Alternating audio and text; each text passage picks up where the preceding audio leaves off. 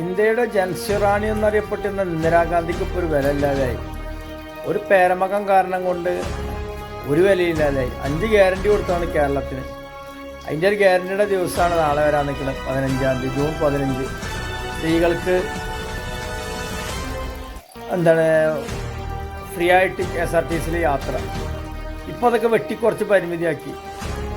ജനങ്ങൾ എന്ത് വിശ്വസിച്ചിട്ടാണ് നിങ്ങളെ കൈക്ക് വോട്ട് തന്ന് നൽകിയത്? ആ ജനങ്ങളിപ്പോൾ ഖേദിക്കുന്നു. അങ്ങനത്തെ ഒരു അവസ്ഥയ്ക്ക് എത്തി. ഇന്ദിരാഗാന്ധി എന്നൊരു പേരും പറഞ്ഞിട്ട് ആ ഒരു മഹത്തായ ഒരു വ്യക്തിനെ ഈ ഒരു കോലത്തിലേക്ക് എത്തിക്കാനുള്ളൊരു പേരമകനായി പോയി നമ്മുടെ രാഹുൽ ഗാന്ധി. എന്തായാലും അവസ്ഥ ഒന്ന് ആലോചിച്ച് നോക്കാണ്.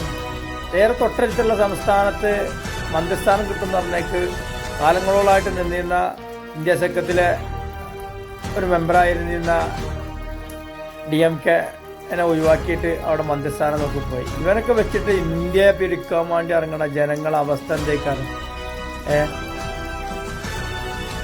കിട്ടുന്ന ഭാഗത്ത് അധികാരം എന്നുള്ളത് മാത്രം. ഇവിടെ 90% BJPയിലുള്ള നേതാക്കന്മാർ ഫുള്ള് കോൺഗ്രസ് നിന്ന് പോയതാണ്. കാരണം അഴിമതി കാട്ടിയിട്ട് അഴിമതി പുറത്ത് കൊണ്ടുവരാതിരിക്കാൻ വേണ്ടിയിട്ട് നട്ടല് പോയി പണയം വെച്ച ആളുകളാണ്. അതേ സ്ഥിതി തന്നെയാണ് ഇവിടെ ഇപ്പം എന്താ VD സതീശൻ ചെയ്തുകൊണ്ടിരിക്കുന്നത്? ഓരോ കാര്യങ്ങൾ ചെയ്തുകൊണ്ടിരിക്കുകയാണ്.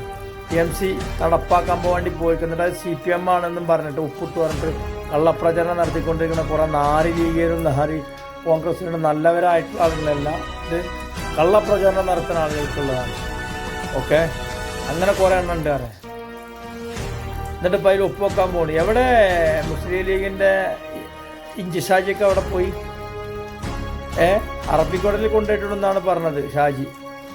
അറബിക്കടലിൽ കാണാനല്ലാന്നാ തെരഞ്ഞു പോയിട്ട് കാണാണ്ടാവുന്ന പോലെ. എന്താ ഗതികേട്! ഇതൊന്ന് കണ്ടോക്കാണെങ്കിൽ എന്തൊരു ഗതികേട്! ഇങ്ങനത്തെ ആൾക്കാരെ കജിലായാലോ ഈ സംസ്ഥാനം കൊടുത്തത്. അനുഭവിക്കുക പ്രതീക്ഷിച്ചിട്ട് നല്ല രീതിയിൽ പോകുന്നൊരു ഭരണത്തിനെ കൊണ്ടുപോയി ഇറക്കിയിട്ടല്ലേ. ഒരു കുറവുള്ള മാറ്റം പ്രതീക്ഷിച്ചതല്ലേ, ഒരു മാറ്റം മാത്രമുള്ള പ്രതീക്ഷിച്ചത് അല്ല.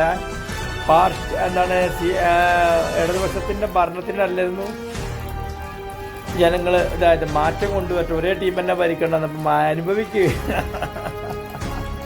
സ്ത്രീകൾക്ക് KSRTC ബസ്സിൽ സൗജന്യ യാത്ര എന്ന തിരഞ്ഞെടുപ്പ് വാഗ്ദാനത്തിൽ UDF സർക്കാർ വെള്ളം ചേർക്കുകയാണ്. സർക്കാർ സഹായം കൊണ്ട് മാത്രം കട്ടപ്പുറത്തു നിന്ന് ഇറങ്ങി ഓടുന്ന ആനവണ്ടികളുടെ അവസ്ഥ കാണാതെയായിരുന്നു ഈ ഗ്യാരണ്ടി പ്രഖ്യാപനം.